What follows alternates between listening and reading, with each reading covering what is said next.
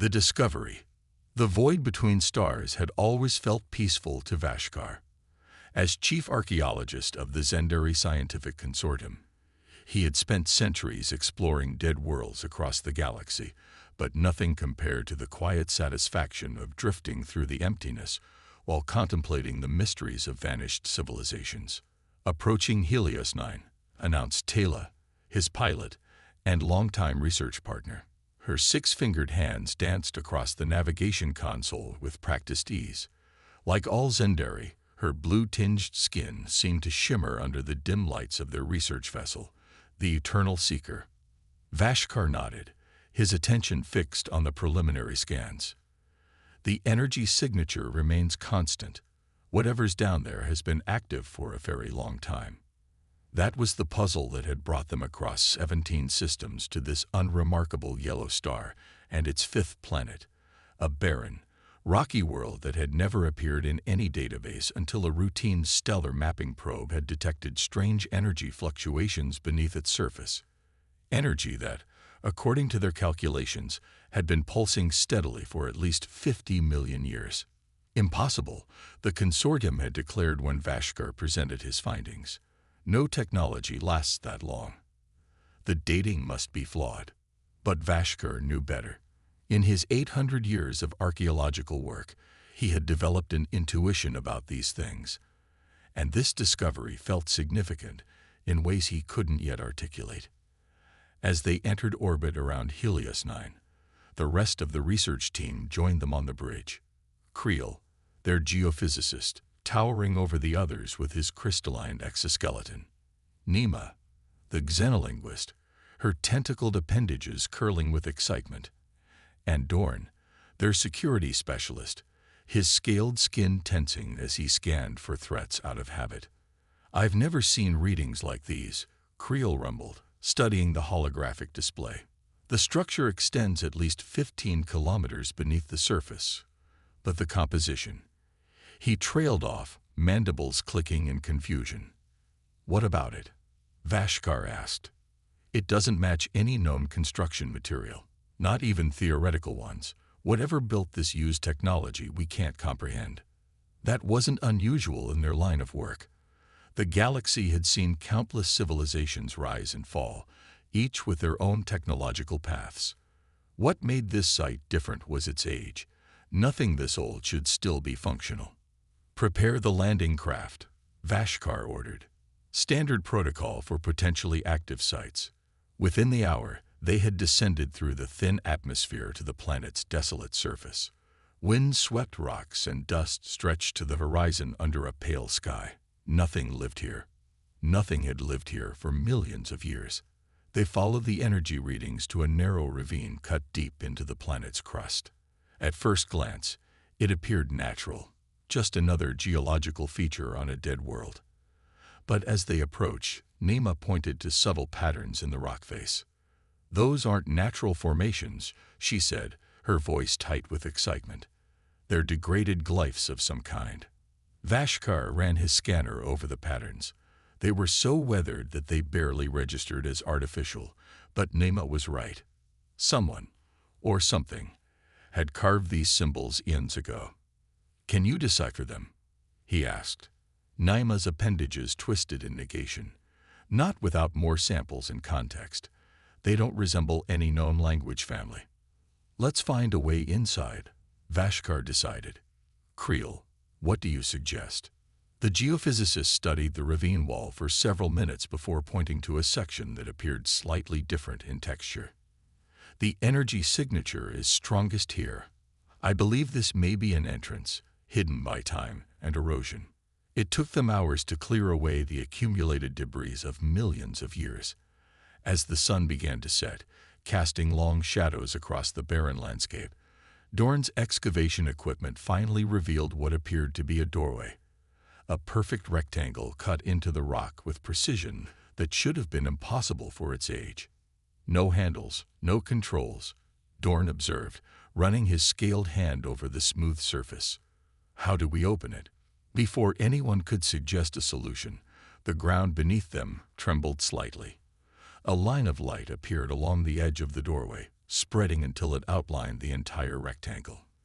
Then, with a sound like a long-held breath finally released, the door receded into the wall. It recognized our presence, Naima whispered. After all this time, it was waiting for someone to return. Vashkar felt a chill that had nothing to do with the planet's cooling temperature.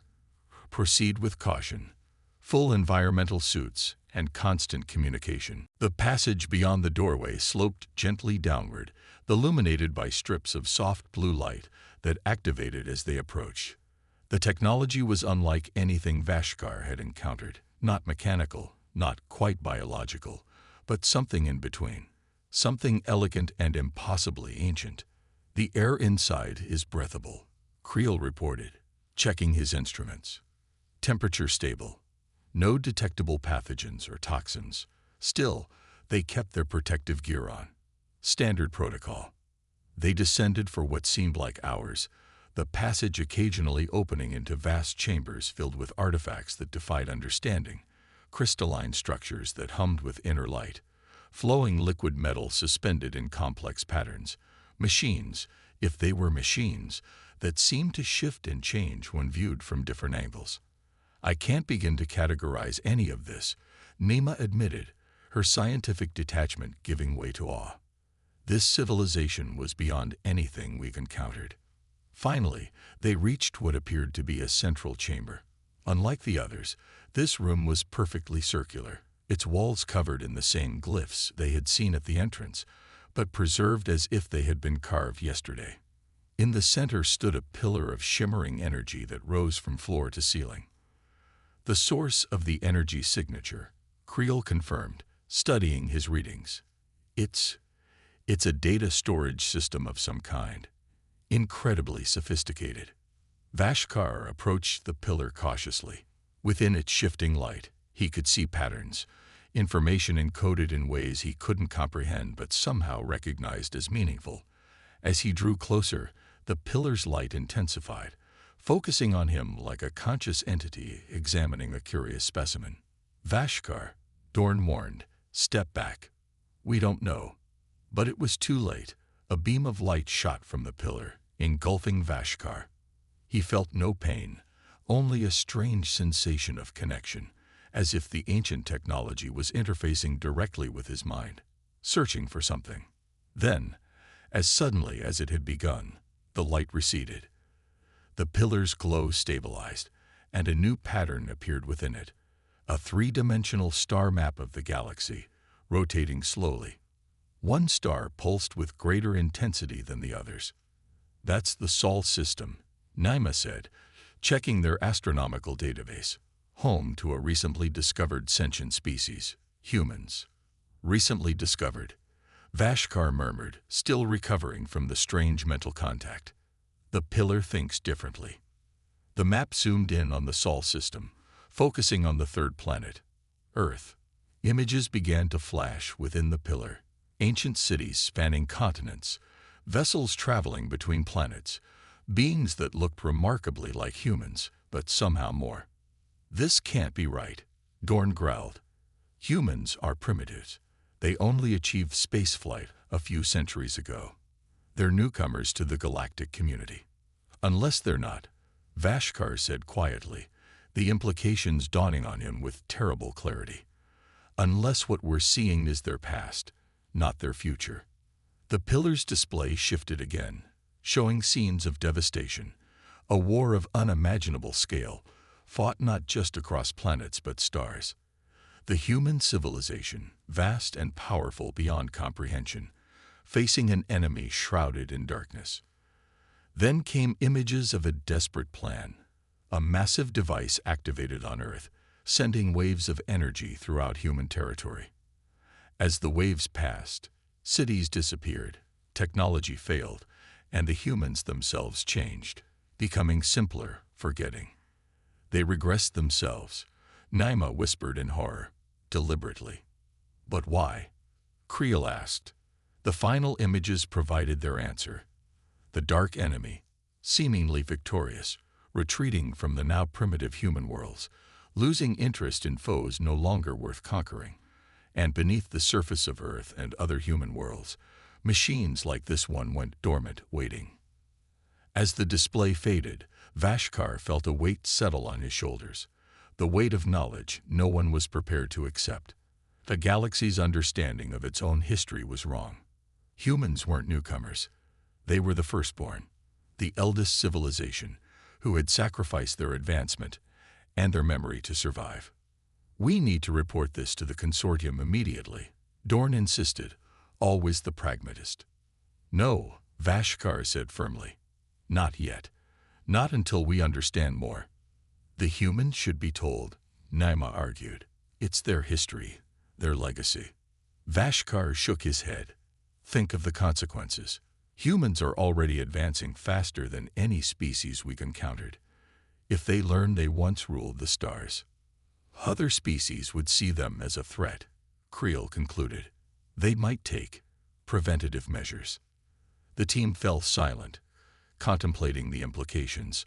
Whatever they decided in this ancient chamber would shape the future of galactic civilization. What none of them realized was that the pillar had already made its own decision.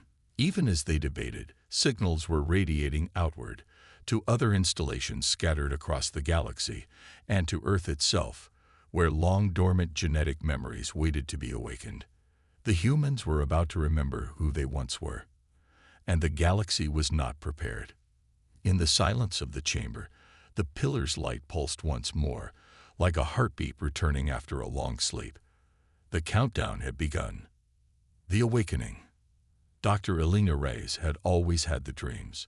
For as long as she could remember, she'd woken in the middle of the night with visions of impossible cities, advanced technologies, and stars seen from angles that couldn't exist.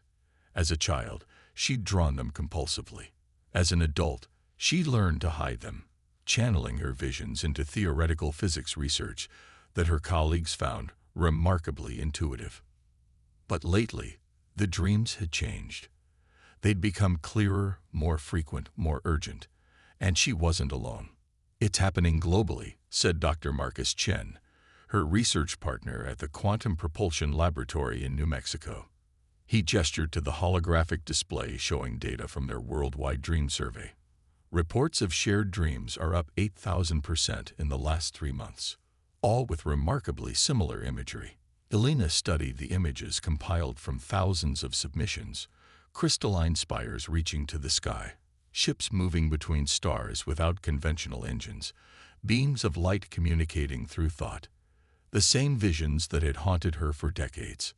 "Something triggered this," she murmured. "But what?" Marcus hesitated, then pulled up a classified report. 3 months ago, a signal was detected coming from approximately 20 light-years away. The source was a supposedly dead planet orbiting Helios 9. Shortly after, these dreams began intensifying worldwide. Elena felt a chill run through her. "You think there's a connection?" "I think we need to consider all possibilities," Marcus said carefully, "especially given what happened yesterday." Yesterday. Elena's hand unconsciously moved to her temple, where a small bump had appeared overnight. A bump that, according to medical scans, contained a crystalline structure growing in perfect symmetry with her brain tissue. Similar growths had been reported in thousands of people worldwide, all within the past week. "The implants," she said. "Any progress understanding them?" Marcus shook his head. "They appear to be altering neural pathways, but not destructively. If anything, they're enhancing them, creating new connections. People with the implants are showing increased cognitive abilities, enhanced memory, and in some cases," he paused. "In some cases, what?" "Telekinesis," he said quietly. "Verified instances of objects moving in response to thought. Small objects, tiny movements, but measurable, impossible to explain with current physics." Elena stared at him. She hadn't tried to move anything with her mind, hadn't even considered the possibility. But now, looking at her coffee mug on the desk, she felt a strange certainty that she could if she wanted to. "We're changing," she said. "All of us. But into what?" Before Marcus could respond, the lab's secure communication system chimed. The face that appeared on the screen belonged to General Diaz of the United Earth Defense Force, his expression grave. "Doctors," he said without preamble, "we have a situation. An alien vessel just entered Earth orbit. It's not responding to hails, and it doesn't match any known configuration in our database." Elena felt her heart race. Hostile. Unclear. But it's releasing smaller craft heading for multiple locations worldwide. One appears to be on course for your facility.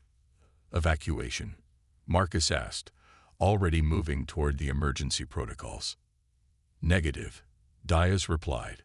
Whatever these vessels are, they're moving too fast. Our interceptors can't catch them. They'll reach their destinations within minutes. What do you want us to do? Elena asked, struggling to maintain her composure. The vessel's energy signature matches readings from the Helios 9 signal, Diaz said. Given your research into the recent phenomena, you may have insights we lack. Observe and report. I'm dispatching a security team. But they won't arrive in time. The communication ended, leaving Elena and Marcus staring at each other in stunned silence. Then, a rumble shook the building.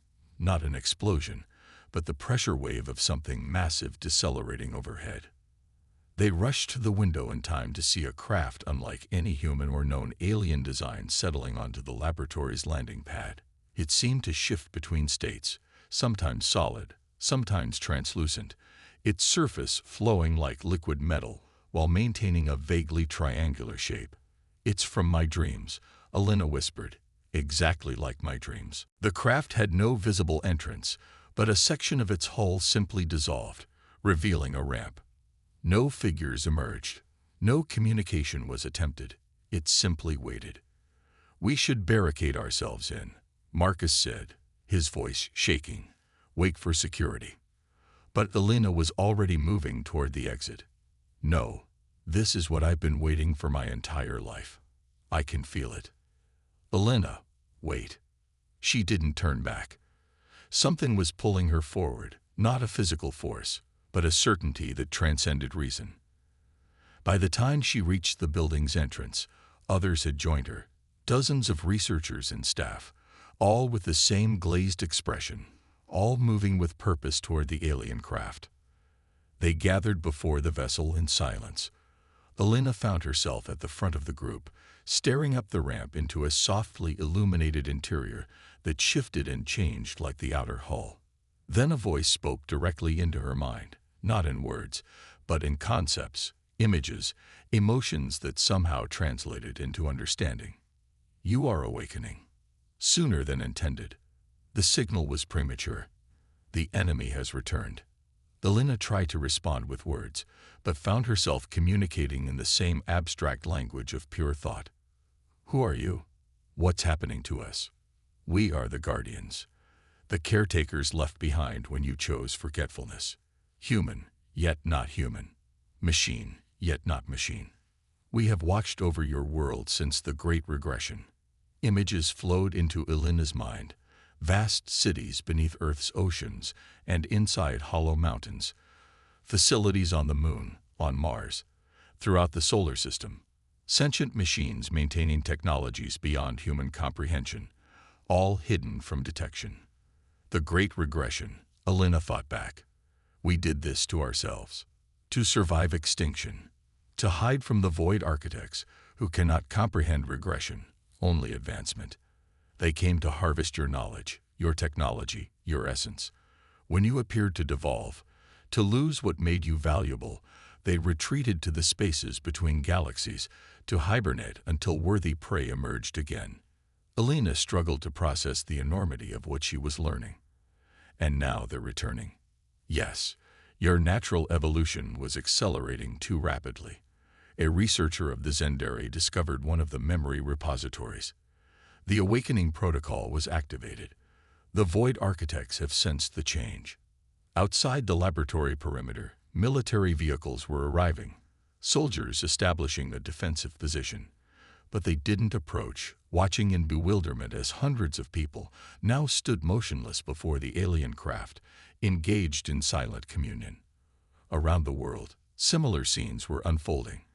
In Beijing, Tokyo, Moscow, London, and dozens of other locations, the strange vessels had landed. Millions of humans, all those with the emerging implants, were receiving the same message, the same hidden history. We were the first, Alina realized, the knowledge unfolding in her mind like a flower. The first advanced civilization in the galaxy. We spread to hundreds of worlds, developed technologies based on principles the younger races haven't yet discovered. Yes, the Guardian confirmed. For millions of years, humanity ruled the stars. Not as conquerors, but as explorers, builders, creators.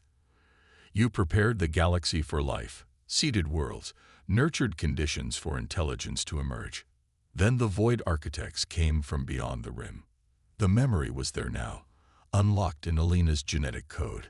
The ancient enemy, beings composed of twisted space-time, feeding on advanced thought, advanced technology, advanced life. A war that spanned centuries, billions dead across hundreds of worlds. And finally, the desperate solution. The Great Regression. We made ourselves forget, made ourselves primitive again. While the Guardians remained hidden, maintaining the most essential technologies, watching, waiting for the day when humanity would naturally evolve back to its former state. That day was to be centuries from now. A careful, controlled reawakening after the Void Architects had moved on to other galaxies. But now they're coming back, Alina finished, because we're remembering too soon. The Guardians' response held something like regret. Yes, the galactic community has already detected changes in human behavior, human capabilities. Some species are concerned. Others are moving toward preemptive action. Thousands of miles above Earth, in the diplomatic chambers of the Galactic Council's observation outpost, Vashkar stood before representatives of 17 advanced civilizations, his discovery on Helios 9 now impossible to keep secret. The evidence is conclusive, he told the assembled diplomats, his voice steady despite the tension in the room. Humans are not a young species.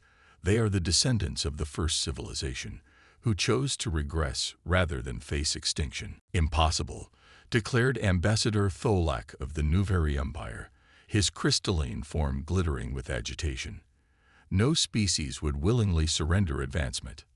Yet the proof exists, countered Naima, who had joined Vashkar in presenting their findings. And now humans are remembering.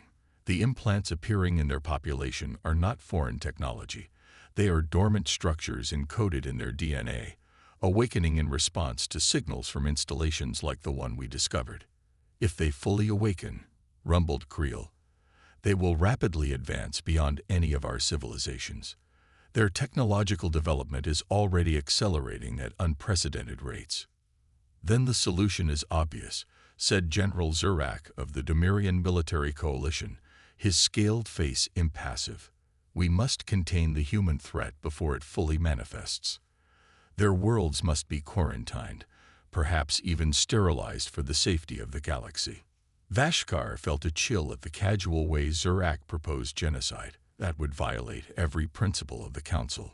Humans have shown no hostility toward other species. Yet, Zurak said coldly, but history shows that advanced civilizations inevitably expand, inevitably conflict. Better to prevent the threat than face it later. The chamber erupted in debate, the diplomats dividing between those who advocated caution and those who supported Zurak's aggressive stance. Vashkar caught Naima's eye across the room, seeing his own fear reflected there. They had hoped their discovery would lead to understanding, to cooperation. Instead, it was pushing the galaxy toward war. The Council will vote in 3 cycles, announced the Elder Mediator, a being of pure energy contained within an ornic mechanical body. Until then, no action is to be taken regarding the human worlds. But as the session adjourned, Vashkar noticed Zurak and several other military representatives huddled in private conference, their expressions grim and determined. He didn't need to hear their words to know what they were planning. Some would not wait for the Council's decision. Some had already decided that humanity could not be allowed to reclaim its ancient legacy. Back on Earth, Alina Reyes felt the implant in her temple pulse with new information, new awareness flowing into her consciousness. She knew what was coming, could see the gathering storm in orbit, feel the hostile intent forming in the minds of those who feared what humanity was becoming. "They're going to attack," she told Marcus as they left the alien craft, both forever changed by the communion with the Guardian. "Some of the galactic powers. Soon. How can we possibly defend ourselves?" he asked. "Even with what we're remembering, our technology is centuries behind theirs." Elena looked up at the sky, a strange calm settling over her despite the danger. "We were the first, Marcus. There's a reason for that. There's a reason we spread across the stars before any other race had left their homeworlds." In her mind, ancient knowledge was continuing to unfold, principles of physics beyond current human science, technologies that manipulated the fundamental forces of reality, defensive systems hidden throughout the solar system, waiting to be reactivated. "We don't need centuries," she said. "We just need days. Hours, maybe. The awakening is accelerating now. We'll remember everything in time. And if we don't..." Elena's expression hardened with determination that seemed to come from somewhere beyond herself, from the collective memory of a species that had once shepherded the galaxy. "Then we'll remind the younger races why humanity ruled the stars, and why even the void architects feared us in the end." Across Earth, millions of humans were undergoing the same transformation, remembering who they had been, what they had achieved, what they had sacrificed. The implants were spreading, activating in more people every hour. New abilities were manifesting: telepathy, telekinesis, enhanced intelligence, perfect recall of information never consciously learned. Humanity was awakening from its long, self-imposed slumber. The question now was whether the galaxy would allow them to reclaim their birthright, or try to ensure they never rose again. In the depths of space, on the edges of the solar system, sensors detected the first signs of incoming vessels. Not diplomatic ships, not observers. A battle fleet, moving fast, coming to end the human resurgence before it truly began. The confrontation. Admiral Calvor of the Domirian battle cruiser Inevitable Victory studied the tactical display with cold satisfaction. The invasion fleet under his command represented the largest military force assembled in centuries, over 300 warships drawn from 7 species, all united by fear of what humanity was becoming. "Time to weapon range," he asked his tactical officer. 17 minutes, Admiral. "Human detection systems have identified our approach, but they have made no aggressive moves." "They cannot," Calvor said dismissively. "Their technology is primitive. By the time they organize any meaningful defense, their major population centers will be in ruins." The invasion had been hastily arranged after the Zendari archaeologists' report leaked to the military councils. While the Galactic Council debated, the militarists had acted. Better to beg forgiveness than ask permission when the stakes were the safety of the entire galaxy. "Curious," murmured Science Officer Traz, studying sensor readings from Earth.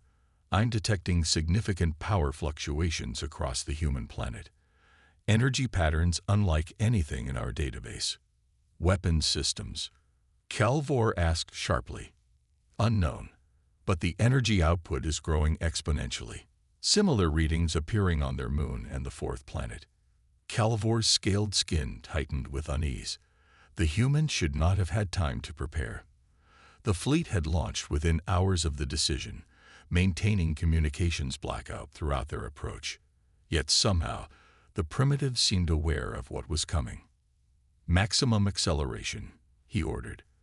"All ships prepare for immediate combat upon arrival. No warnings, no ultimatums. Hit their command centers first." The mighty fleet surged forward, closing the distance to Earth. Weapon systems powered up, targeting computers identified key infrastructure, and soldiers prepared for the ground invasion that would follow the bombardment.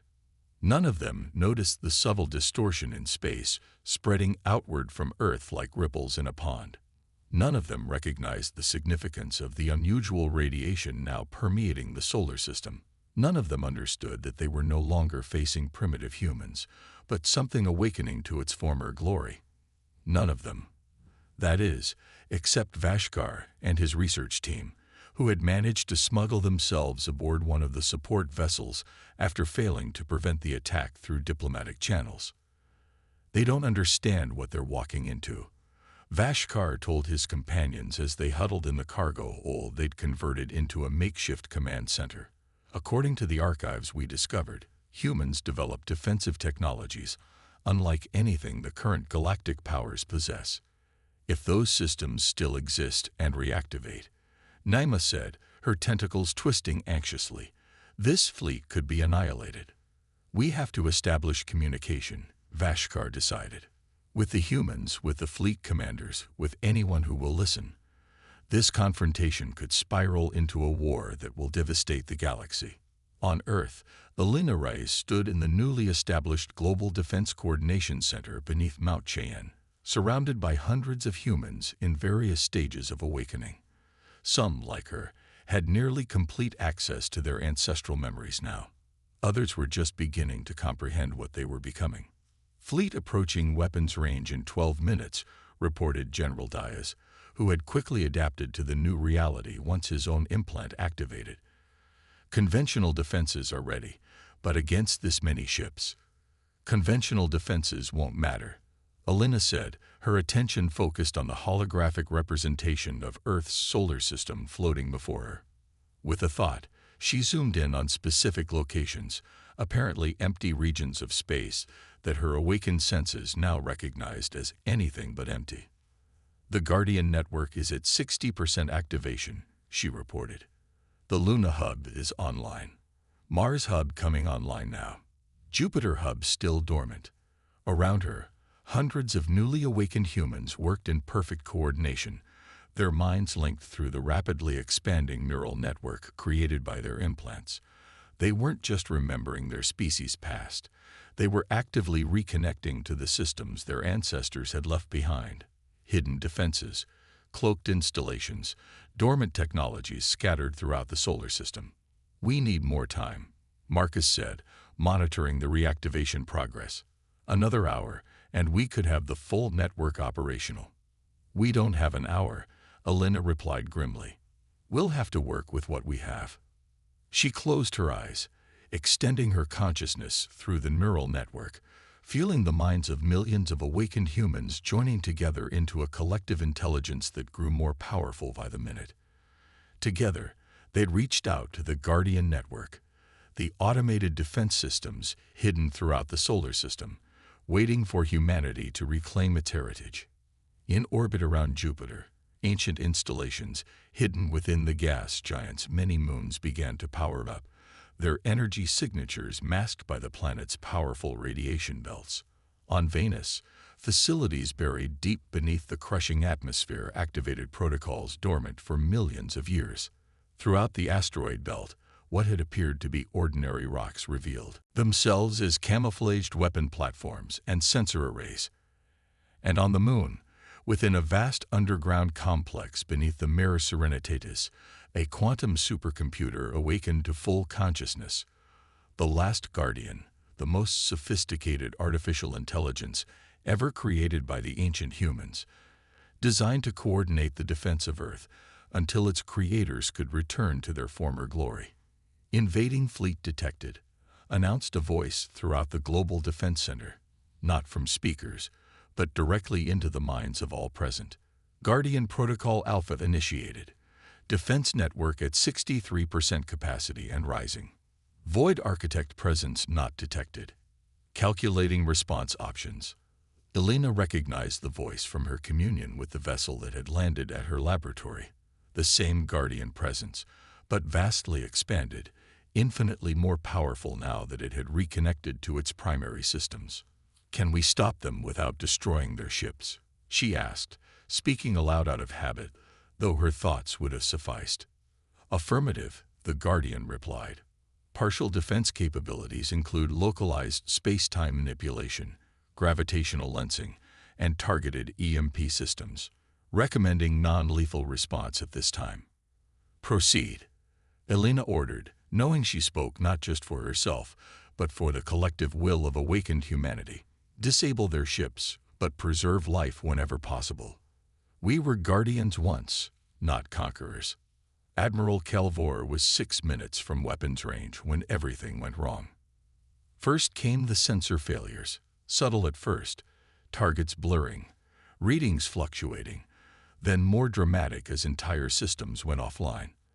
Then communications between ships began to deteriorate, orders garbled, tactical coordination impossible. "What's happening?"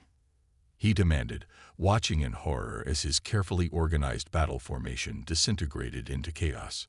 "Unknown interference pattern," his science officer reported, voice tight with stress.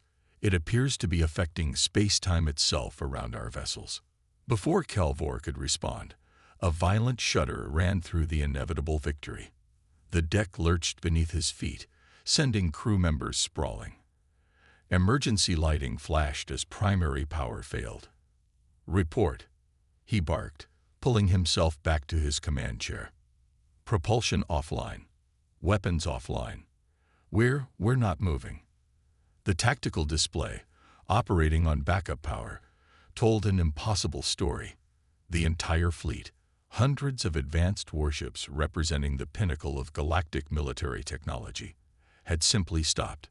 Not damaged, not destroyed, but suspended in space as if caught in invisible amber. And they weren't alone. All around the fleet, space itself seemed to ripple and distort. Massive structures were appearing, uncloaking, revealing installations that dwarfed even the largest battle cruisers. Architectural marvels that defied conventional engineering, composed of materials that seemed to shift between states of matter. Ancient and beyond the comprehension of the younger races, yet unmistakably of human design. On the bridge of the support vessel, Vashkar and his team watched in awe as the hidden defenses of the Sol system revealed themselves. "The Guardian Network," Vashkar whispered, recognizing the descriptions from the ancient archives. "It still exists. It still functions. And now we're all going to die," Dorn growled, his warrior's instincts recognizing the absolute vulnerability of their position. "I don't think so," Naima said, studying the sensor readings. "These systems could have destroyed the fleet instantly. Instead, they've merely immobilized it." Because humans were never conquerors, Vashkar realized, remembering more of what they'd learned at the Helios 9 installation. Even at the height of their power, they were guardians, caretakers. They fought the Void Architects not for dominance, but for survival, their own, and the younger races they'd helped nurture.